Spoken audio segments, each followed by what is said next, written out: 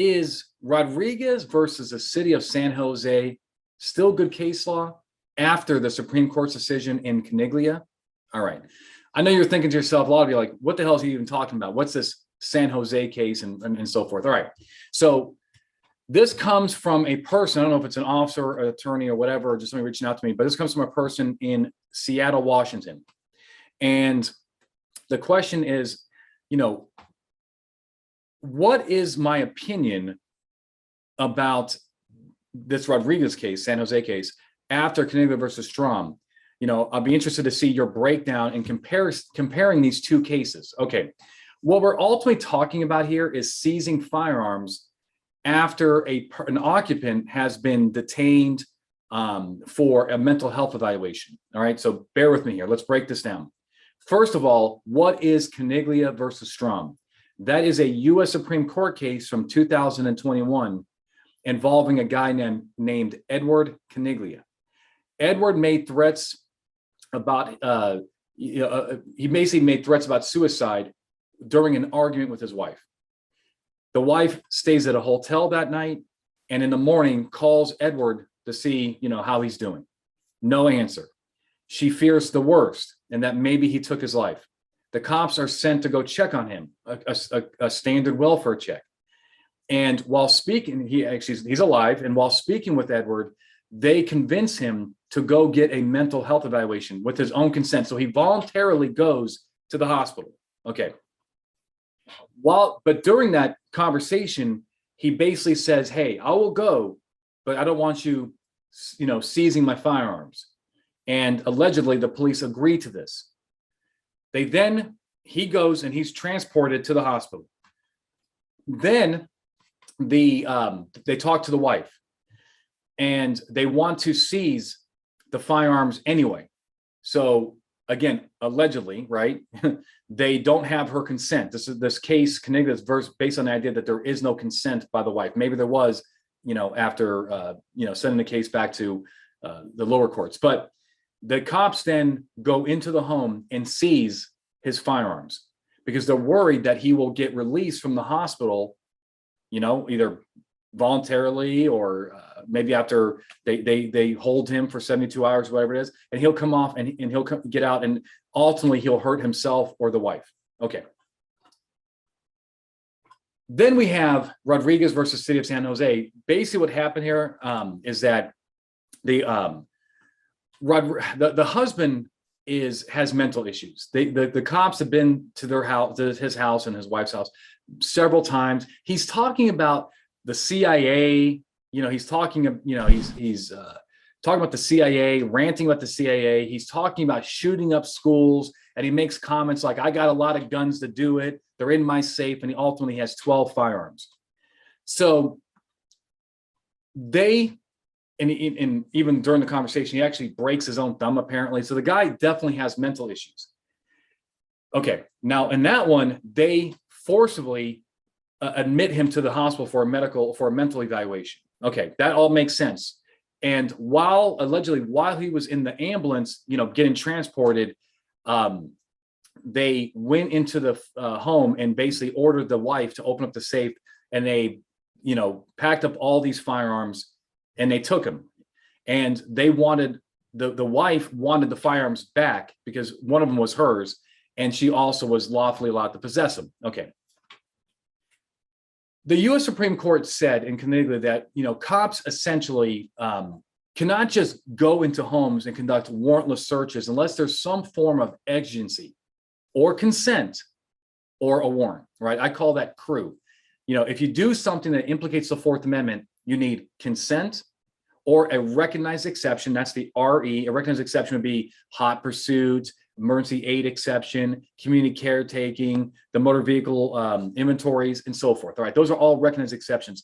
They are warrantless searches or seizures, but you get to do them because the courts say you can do them without a warrant. And the final one is if some things are not permitted for warrantless searches and seizures, those things have to go to a warrant unless you have consent.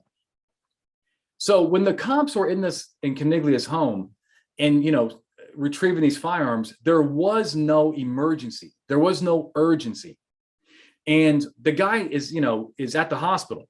They could have just sealed the location and gotten a search warrant or try to actually get the wife's consent. So that's the lesson. Now, in the Rodriguez case, the Ninth Circuit upheld the warrantless entry into the home to pack up all the firearms. And they are calling it an emergency. They are saying that there's an emergency aid exception. So they're not calling it community caretaking, which is correct. However, they seem to be using, in this Rodriguez, they seem to be using the logic of community caretaking. They actually talk about how community caretaking that applies to automobiles is, this very similar related to the emergency aid exception.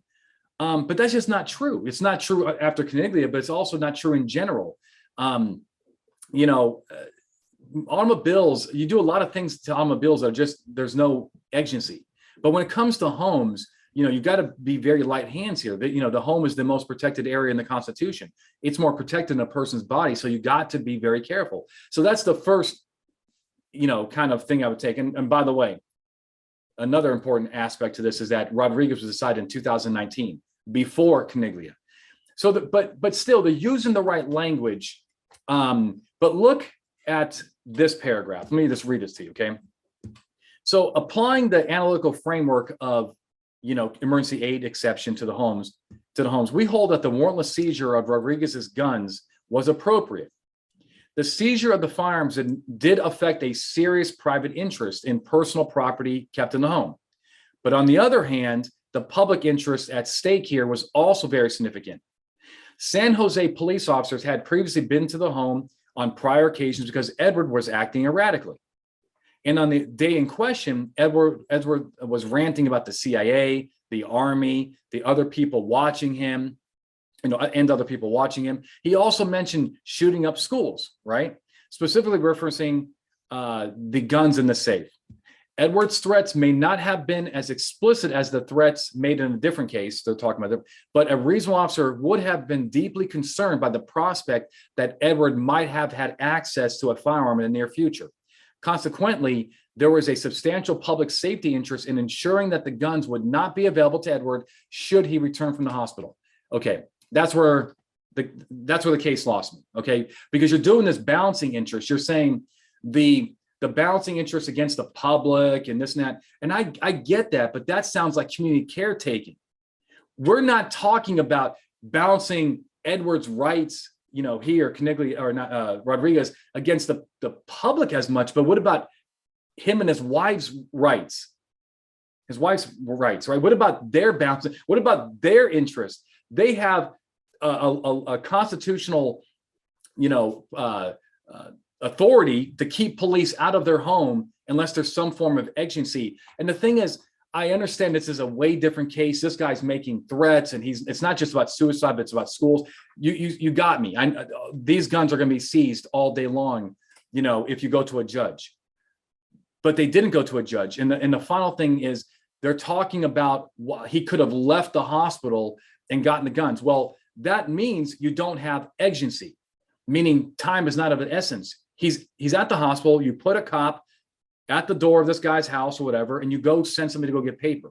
That's the way it's supposed to be done. So in the end, this is a 2019 case. We did not have the benefit of Caniglia. They're using some of the right language in this case. Nevertheless, they're talking about it's emergency aid, not community caretaking, but using some of the rationale from community caretaking. But at the end of the day, do I think that this case is rightly decided? No. Not without that, hey, look, if you can talk about he could break out of that ambulance and go run towards the house, that's different. But the court case, if you read it, the court case is talking about how they're getting all the boxes and the gun cases, and they're putting all this away and they're packing them up really nice and neat. It doesn't sound like you're going to grab this gun, put in the trunk of your car so this guy doesn't grab it. That's not what it sounds like to me. It appears to be more like a Caniglia versus Strom case where they had time to go get a warrant. So I would not be teaching my officers that Rodriguez is good law, not under these facts in today. You're going to need something here and now that this guy could grab that firearm. It doesn't have to be certainty, but it has to be something reasonable. And I think it's missing from this case. At the same time, don't forget that many courts around the country, including the Ninth Circuit, were upholding warrantless seizures of firearms under community caretaking. Now, with community caretaking, this passes all day long because you don't need exigency for community caretaking. So even though they're calling it the right thing, but this is probably the right decision in 2019 based off of other cases and what the what the precedence was. But today, I think this is missing that vital fact of where is the exigency.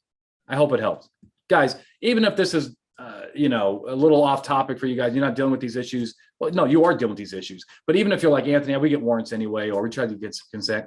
Hopefully, this is a good conversation for us to have. I hope that before you leave, you'll hit the like button, subscribe to the channel, share with your friends. All right. Have a good day. When it comes to law enforcement training, we are the gold standard. Visit bluetogold.com or call 888-579-7796 to learn more about our training, books, and free webinars. Also, don't forget to like, subscribe, and share this channel.